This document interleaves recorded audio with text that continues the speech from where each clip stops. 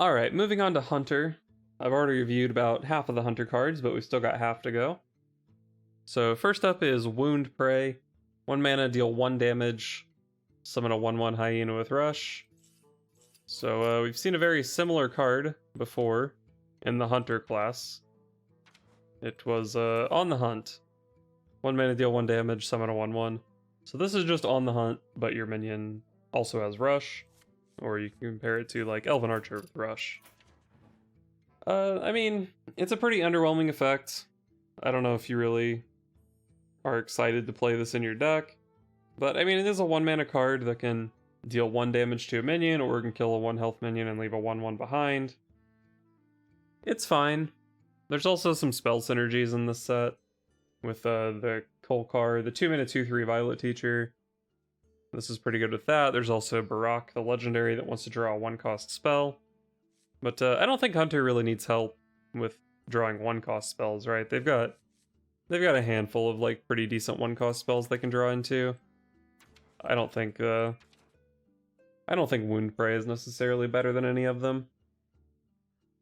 I don't think it's like unreasonable that this card would see play. Like if you are playing the 2 mana 2/3 Violet Teacher thing, you probably play this, but I don't know, I didn't really like that card much either. So underwhelming card. Next up we have Prospector's Caravan. 2 mana 1/3 at the start of your turn. Alright, next card. No. At the start of your turn, give all minions in your hand +1/+1. The start of your turn effects tend to be pretty bad because your opponent can just kill it before it happens. And this is a 2 mana 1/3, so your opponent can just kill it pretty easily. Their Bloodfin Raptor value trades over this.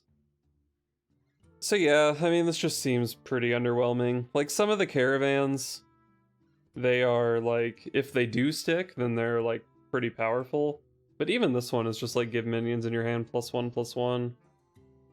I mean, that's like a strong effect, but you still have to like actually play those minions, and you're like gaining tempo on turn 3, but you lost tempo because you played a 2 mana 1/3.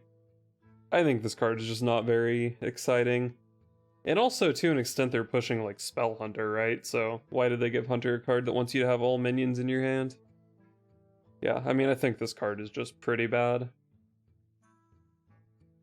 Next up we have Pack Kodo, 3 mana 3/3 Beast with Battlecry. Discover a Beast, Secret, or Weapon.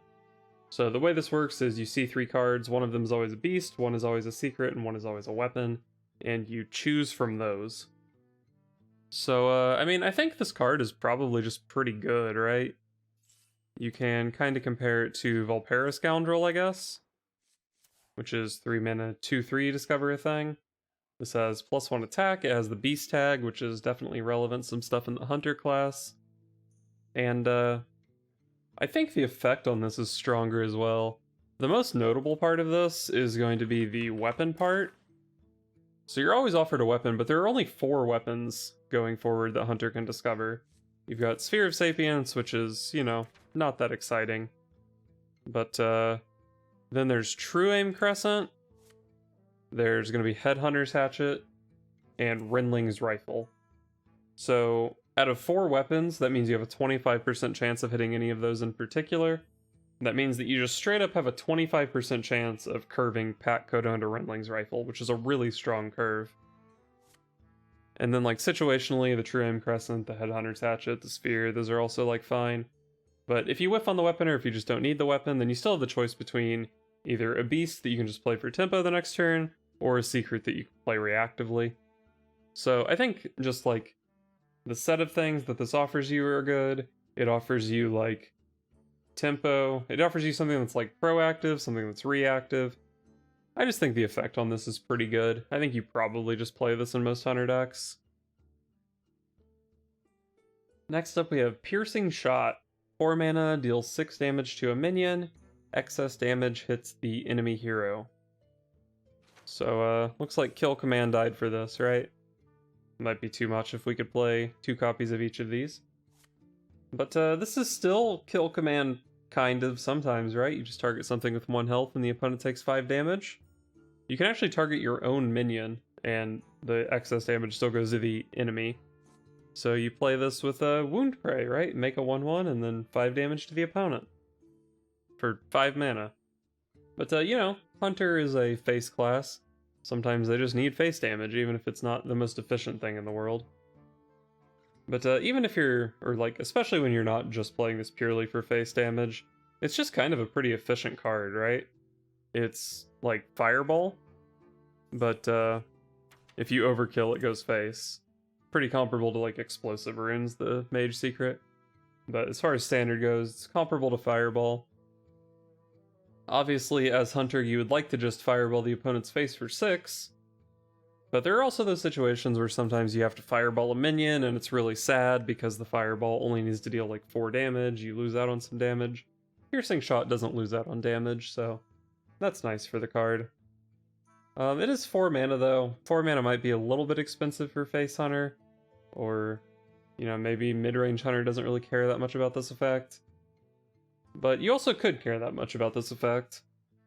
As I said, sometimes Hunter just needs damage. Like, if we remember back in the day when Mage got Cinder Storm, everyone was like, man, this card is garbage. But it turned out, sometimes you just need a certain amount of damage in your burn deck. So for that reason, this could just see play in Hunter. But this card is also just like pretty reasonably good as well. It's not complete trash like Cinder Storm. Next, we have the final Hunter card, Warsong Wrangler. 4 mana 3/4 Battlecry. Discover a beast in your deck, give all copies of it +2/+1 wherever they are. So if it's not clear, you do actually draw the thing you discover, you're not just picking something to buff. I believe, at least. This card would be really garbage if you didn't get to draw the card. So yeah, 4 mana 3/4, draw a card. I mean, that's already, like, pretty good. And then it buffs the card that you get as well. So, I mean, that seems pretty nice. We've got the new Raptor card. Dire Frenzy is back in the core set. So, it does seem like they're pushing, like, buffy stuff in Hunter. And this can, like, after you Dire Frenzy something in, this can hit your buffed up, you know, Wolpertinger or whatever. And then you play it and it's got, what, +5/+4? That's a pretty big minion if you're comboing Dire Frenzy with Warsong Wrangler. I personally don't have that much faith in Shuffle Hunter, but if Shuffle Hunter's a thing, this card's probably pretty good in it. But is this card just good enough to see play in like mid-range Hunter? Probably. I mean, it seems like it could be. 4 mana 3/4 draw a card. Hunter can use the resource generation, although they do have the Pack Kodo, so maybe the Pack Kodo just kind of covers what this card does. But I think it's pretty solid. It also says +2/+1 wherever they are, so if you already have a copy in your hand, then that copy also gets buffed. The second copy in your deck gets buffed. Also, if you have the minion in play, it gets buffed there too. So if you have your Wolpertinger left over from turn 1, draw another Wolpertinger, then suddenly your Wolpertinger is a 3/2. And if you have the other Wolpertinger in play, that's also a 3/2. So like, that's pretty relevant for this card as well, although not really super abusable. Although it is somewhat abusable though, because the draw on this is just discover a beast. So if you only play like a handful of beasts, and one of them happens to be Wolpertinger, then you can be pretty certain that you're getting the +2/+1 on your unit that's in play. So that is a pretty good synergy. This is also just pretty good with Zixor, right? You shuffle in the Prime, and then this is a way that you can tutor out the Prime, and on top of that, instead of being 4/4s with Rush, they're 6/5s, which are a lot better. So, pretty good application there as well. Definitely a card that could find multiple homes in, like, combo, or even just mid-range. I don't think Face Hunter plays this. Face Hunter wants to start killing their opponent on turn 4, but I don't even know if Face Hunter will be a thing. Seems like it's trending more toward mid-range. Next up, we have the Mage cards, and we'll start with Refreshing Springwater. So 4 mana, draw 2 cards, refresh 2 mana crystals for each spell drawn. So if you hit 2 spells off this, it's 0 mana, draw 2. And we've seen from Cutting Class that, 0 mana, draw 2 cards tends to be a pretty powerful effect. But the Springwater isn't quite that good, because you do actually need the 4 mana up front. You get the mana crystals back later. So if it's like turn 6, you play Arcane Intellect, draw into Spring Water, you can't actually cast it that turn. You might just be floating 3 mana, which is, you know, a pretty significant downside. But I would say in general, situations like that probably don't come up too often, and you can pretty reliably make this 0 mana draw 2. But even if you end up hitting a minion off this, it's still 2 mana draw 2, which is a very solid card on its own. There is currently a mage deck that already doesn't play minions. That's a Spell Mage with like a Pexus Blast and Font of Power. They play Cthulhu and Deck of Lunacy. I mean, I think this card just obviously slots into that deck because you're hitting 2 spells every time. It's always 0 mana draw 2. Very good card in that deck. But I'm not sure about where else it would be included, and really I'm not really sure what mage looks like going forward. They lose Highlander Mage, they're losing most of their secret support. So maybe we're just looking at like some weird control thing with the hero power stuff. That deck does seem like it plays a pretty reasonable number of minions, but it's probably going to play a pretty reasonable number of spells as well. Maybe you would expect the average in that deck to be 1 spell, 1 minion, in which case I think this card is fine. And even if you're hitting 2 minions sometimes, like 4 mana draw 2 is obviously not great, but it's not the end of the world either. Maybe if your deck is like half and half, you play like 2 copies of Arcane Intellect and 1 copy of Spring Water. Like maybe you just want more draw in your mage deck, and it's not really that big of a deal that sometimes it's a bit expensive. So yeah, I could see the Spring Water in something like that. The other archetype of mage that like maybe exists is some sort of Imprisoned Phoenix deck, which I would expect to probably play a pretty reasonable amount of spells, might play this card, but at that point you're also competing with Cram Session, so maybe you don't, maybe you're not that desperate for the extra draw. Maybe this could end up seeing play in some sort of Mozaki deck. We do still have Mozaki and Auctioneer. We lose Sorcerer's Apprentice, but still have, like, Mana Biscuit and Incanter's Flow. So if that archetype ends up surviving, then the Spring Water could be pretty good in there. So yeah, I mean, the Spring Water is just a good card overall. High power level card. It's just kind of a matter of, is there going to be a mage deck for it? And any mage deck that I can kind of see existing is probably at least somewhat interested in this card. So yeah, I think I can just say that the Spring Water is probably going to be pretty good. Next up we have a nice spell to go with the Spring Water, Ruined Orb. So 2 mana, deal 2 damage, discover a spell. This is obviously very similar to Arcane Breath, which is 1 mana, deal 2 damage, discover a spell. But the Arcane Breath couldn't go face, which is something significant that this card does. Particularly significant because the core set is losing Frostbolt, so we might need some face damage if we're playing like Phoenix and Mozaki or something like that. And also, of course, this doesn't have the dragon restriction. So you cost 1 extra mana over Arcane Breath, but you remove a couple restrictions, and maybe it even ends up being like part of a win condition or something. So, I mean, the card seems pretty good. One of the issues with it is, like, on turn 2, how often is this actually killing something? Well, if all the minions you're expecting to be in play are, like, Spy Mistress and Battle Fiend and stuff like that, then this card is just insane. But if you're expecting River Crocolisk type minions, then, you know, suddenly this card starts to not really look that great. But even in those scenarios, maybe you pair this with, like, the Babbling Book that you played on turn 1. It's pretty easy to give it spell damage with like Lab Partner or the Imprisoned Phoenix. You've got your Mage Hero power to clean things up as well, so I think this card is probably just pretty good all around. It's hard for me to imagine a mage deck that wouldn't really want to play this card. Spell Mage obviously plays it. I think Control Mage is pretty excited to play it. As I said, Combo Mages are pretty interested in it.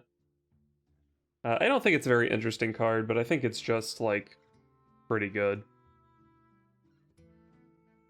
Next up we have Wildfire. 2 mana, increase the damage of your hero power by 1. So this is obviously some support for the spell damage mage archetype. You've got the big legendary Mordresh, and you have the Reckless Apprentice. This thing curves really nicely into Reckless Apprentice. You make your hero power deal 2 damage, and then you have 4 mana 3/5 that casts Consecration. That's very powerful. Outside of those synergies, this card maybe looks a little bit sketchy, because it kind of just looks like Shadow Form. But Shadow Form at the moment costs 3, this thing costs 2. And compared to Shadow Form, you're basically upgrading your hero power rather than drastically changing it. So like with Shadow Form, you probably built your deck with some healing synergies and then you lose out on those for Shadow Form. But with Wildfire, you just kind of straight up upgrade your hero power, which is pretty nice. It's also just like the turn this comes down, not even necessarily that it costs 1 less mana, but that you can actually play this on turn 2, and then start using your hero power going forward. Just a little bit easier than doing it on turn 3. It seems like Control Mage is probably passing their turn 2 pretty often anyway. So yeah, I think this is a fine card. If you're not playing like Reckless Apprentice and Mordresh, I think it looks a little sketchier. Like, I don't know if Spell Mage is really finding the room to play this card. And I don't think it's like an aggro card, 2 mana to upgrade your Fire Blast into a Steady Shot. It doesn't really seem worth it. But in any deck with Reckless Apprentice, I think this looks pretty good. Mordresh was already a pretty big incentive to play that, now you have this too. You have all 3 of these like pretty powerful cards playing off of each other. So I think Control Mage, with this card, I think Control Mage will be hero power based. And I think it's probably going to be pretty good. Next up we have Arcane Luminary. 3 mana 4/3 elemental. Cards that didn't start in your deck cost 2 less, but not less than 1. So my initial impression of this card was, hey, it's pretty good, lets you cheat mana, that's always nice. But Mage actually had a pretty similar card to this before. It was called Leyline Manipulator. The Leyline Manipulator was a 4 mana 4/5, this is a 3 mana 4/3. I guess those stat lines are pretty comparable. But the Manipulator is a battle cry, and it could reduce the stuff to 0. So, I mean, reducing to 0 is obviously better than the not less than 1 stipulation on the Luminary. But battle cry versus just like a persistent effect, it's a little hard to say which of those is better. The Manipulator, you know, you can do everything in one shot, and then you have those discounts for the rest of the game. With the Luminary, you kind of have to go all in now. But Luminary does have a bit of an upside. Like, if you generate a card that generates another card, then the Luminary can apply discounts to both of those, whereas the Leyline Manipulator really couldn't. So, I mean, with Luminary, say that you've randomly generated an Evocation, so you can play the Evocation for 1, and then off the Evocation you hit Ruined Orb, which you can play for 1, and then off the Ruined Orb you hit, you know, some other thing that you can also play for a discount. So, like, that's the upside of the persistent effect versus the battle cry. But I'm still not really sure that I love this card. Leyline Manipulator actually ended up seeing, I think, like, no play while it was in Standard, which was surprising to me at the time. And from what I've seen, I don't think Forged in the Barrens is really giving Mage much support to go along with this. They have, like, their hero power stuff, they have good card draw, but you don't... the cards you're drawing into did start in your deck. They have Ruined Orb, of course, but I think the Ruined Orb is, really the only new synergy with this, outside of maybe a neutral or 2. But it is still Mage, you are still randomly generating some stuff, so maybe the effect still ends up being pretty reasonable. But it's really hard for me to give this a positive review, knowing that Leyline Manipulator existed. Definitely not a trash card, though. Next up we have a Secret, so 3 mana obviously, and when a friendly minion is attacked, summon a 3/6 Water Elemental. Well, Water Elemental is a 4 mana unit, and you can get it for 3 mana, so, I mean, pretty good value on this card. But you have to consider how often is your friendly minion being attacked as Mage. Well, if you're playing some sort of like tempo aggro-oriented thing, pretty often probably. Unfortunately, we are losing Kieran Tormage in the core set, which like Kieran Tormage plus Oasis Ally would have been absolutely disgusting. But Kieran Tormage is leaving. We do still have this card, Game Master, so turn 3 you can play the 2/3 and the Oasis Ally. Like, that's pretty strong. And Game Master does have a persistent effect, so, you know, they kind of want to kill it, and the Oasis Ally punishes them for doing that. We are also getting Arcanologist back in the core set, so you can turn 2 Arcanologist into turn 3 Game Master Oasis Ally. That'll be a pretty strong curve. Secret Mage, as well as losing Kieran Tormage, they're also losing like Ancient Mysteries, Arcane Flak Mage, Cloud Prince. They are losing a lot of their stuff, so even with that pretty solid secret curve, I don't know that Secret Mage is really going to survive the rotation, which looks kind of bad for this card. And I'm not really sure that other mage archetypes are super interested in this. Like, does Hero Power Mage care about this? I can't imagine their minions are getting attacked very often. But I guess if you're a control mage, you can play some taunts. It's also, you can play this with your watch posts and control mage maybe. They kind of want to deal with those, and then you get a water elemental out of it. So, I mean, it really just depends entirely on whether or not your deck can support this effect, basically. It might be a matter of, like, Arcanologist is just such an insane card that you play it in every mage deck, and you are desperate to find secrets to go with it. So, like, maybe... Wow, we're losing Flame Ward as well. So, like, maybe you have... Like, maybe it's not a good counterspell meta, you want to play a couple Ice Barriers, and then your third secret is an Oasis Ally, that could be pretty reasonable. Or maybe you want to play, like, 2 Rigged Fair Game, 1 Oasis Ally, 2 of each. Not really sure. It's also an insane buff to Ring Toss. Ring Toss gets way better, because I think we lose, like, Spellbender and Vaporize. So yeah, Ring Toss gets way better because of this card, as well as Rotation. But yeah, I guess we do also have Occult Conjurer as well. And if you just, like, if they're not proccing the Water Elemental, then this just activates your Occult Conjurer. That is still pretty solid. So even without the Game Master, like Arcanologist, Oasis Ally, Occult Conjurer is still a pretty insane curve. It's hard to say. Definitely a very strong card. It'll just be a matter of whether or not it can find a home. And man, Arcanologist is trying its absolute hardest to find a home for this card.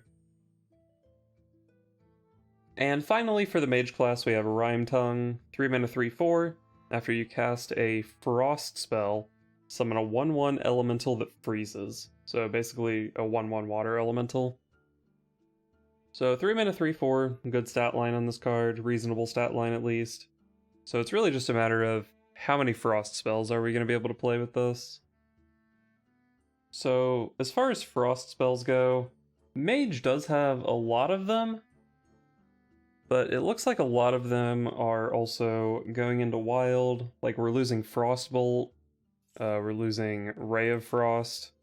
Like, Ray of Frost with this card would have been a really nice combo, but we are losing Ray of Frost. I guess Brain Freeze is sticking around, that's a nice Frost spell. We get buffed Cone of Cold, but that's probably still a bit expensive. We've got Oasis Ally and Ice Barrier, both pretty expensive. We are getting Snap Freeze back, and it's getting buffed to 1 mana, so, you know, any 1 mana Frost spell is pretty good with this. And then, of course, we have the new rank spell, whatever it's called, Flurry. So yeah, reasonable combos with this are mostly looking like Flurry, maybe Snap Freeze, and Brain Freeze. And then, like, maybe later in the game, some of the 3 mana stuff. So, like, there is a decent amount of Frost spell support for this. I mean, turn 4, Spider Tank, Brain Freeze, and 1/1 Water Elemental is pretty good. But even then, the little 1/1 Water Elementals you make are a little bit underwhelming, I would say. There is a neutral card that makes these same things.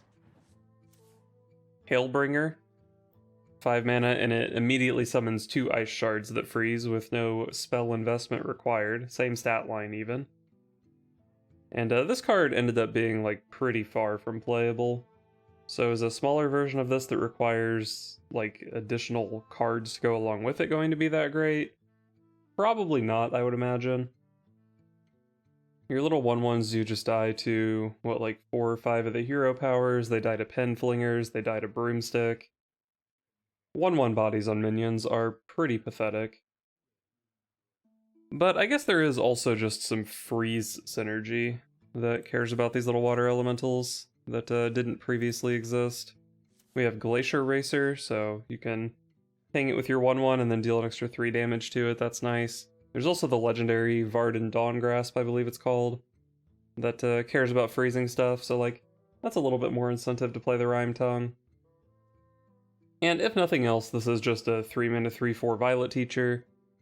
We did see the Hunter 2-mana 2/3 Violet Teacher that I wasn't super into, but I think Mage can play the spells a little bit better than Hunter. But maybe that's not actually that true since we are losing Sorcerer's Apprentice and it's such a small subset of spells. I don't know. I'm not super impressed looking at this card, but I guess, like, maybe there's a deck that just already plays all the freeze stuff, and then since you're already playing the freeze stuff, you just throw in Rimetongue as well. But I don't think it's the kind of card that's going to really, like, define an archetype or force you to put a package of cards into your deck or whatever. Can't say I'm the biggest fan of it.